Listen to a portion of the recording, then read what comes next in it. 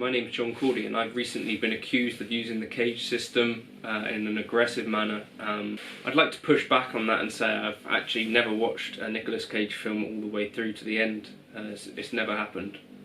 Right, so I was waiting this morning for this to arrive to do a little bit of a play around with it. During the waiting, I decided to play around with some FM3 factory presets, and so I found three that I really like the sound of, and they're sort of out of this world kind of weird effect sounds. I decided that was kind of the vibe that I'd use to create a track, and then I'd pick kind of my favourite stock lead tone on the thing and just try and play with that and see how I could get on with it. So I did the same exercise with the Gt1000 core when that arrived about 20 minutes ago. I guess people are going to want to know, how does this compare to everything else? So in its own right, I think this is a cool idea. Obviously it looks awfully similar to something like that. It's a bit bigger than a stomp maybe. Basically the same dimensions as an HX stomp. One of the things that people might make a fuss about is this screen being bigger, but for me I find it a bit difficult to read it anyway. So I don't think that screen's an improvement. In terms of pure interface, I've always said I don't really get on with Boss stuff particularly well. I've had the MS3, which is like a multi-switcher thing with effects built in. The Boss loopers I've played around with, like the big RC300, whatever they're called. But I find like it's kind of menu heavy. That's kind of also true of the FM3, but the FM3 has a bigger screen and a colour screen, and I'm sort of more used to that now. But so what we end up with is this main layout, which I'm guessing you're not going to be able to see on here, but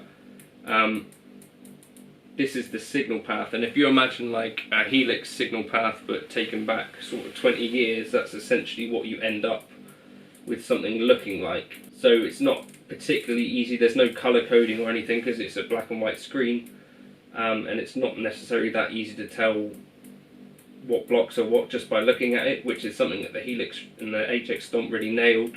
I think that's kind of my first impression of it, is kind of menu heavy, and the menus that are there are not exactly the kind of menus that I'd love to see, if that makes sense. So I'm just going to save that, I think.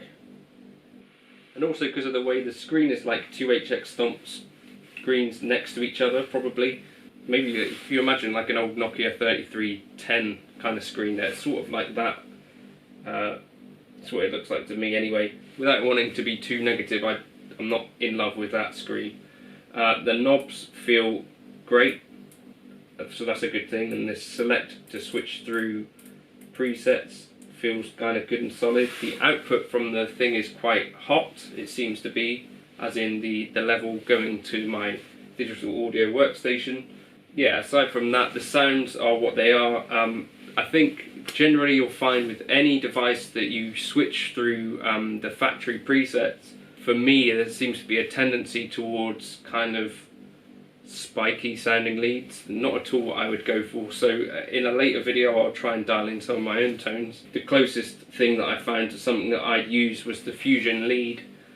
So I dialed that in with a little bit more gain, and I think I upped some of the delay a little bit and maybe put a tube screamer in front of it instead of a Marshall Governor, but that was basically a stock preset. So yeah, I've just spent 5-10 minutes trying to find out where I would change a cab sim, for instance, and it's not immediately obvious how on earth you would do that. So I think it's going to be a case of reading the manual and trying to work things out from there. But first impressions seem solidly well built, and I think some of the delay and reverb sounds are fairly decent. The amp sounds I don't feel like I love, but there might be some things in there which I do end up liking. Is it ever going to be something that's going to knock a Helix or HX Stomp out of the door, or the FM3? For me, no. And most of that seems to be down to that interface. So I feel like the modeler for you is going to need to be something where you gel with whatever the menu system is, since that's going to be kind of where you're spending time. And for me, that's kind of not where we're at with this. But it does kind of have the digital delay 200 and distortion 200 and those kind of pedals that they've brought out recently all in one unit, so maybe for those effects things it could be definitely super useful. but we'll see. I'm going to experiment with it some more. Now at the end of the video is my FM3 playing from this morning. So overall first impressions, I'm not blown away, to be honest, and probably for most reviews you'll have seen of the Gt1000 core, they'll be a little bit more over the moon with it. Probably by now we kind of all realise that YouTube is a thing, and most of those videos will be people that have used the Gt1000 core for that one video that they're probably paid to do, and then you'll probably never see them use a Gt1000 core again. So I'm going to try and do a little better than that and use it a few times before I give my opinion on it, and we'll see how we get on. But yeah, that was the factory presets. Let me know if you've got some kind of things you want me to check out of this in the comments. Hopefully I'll be able to get some decent tones out of it. And yeah, here's the FM3 stuff. If you want to subscribe and like and leave comments and stuff, that would really help. Thank you for stopping by. Cheers.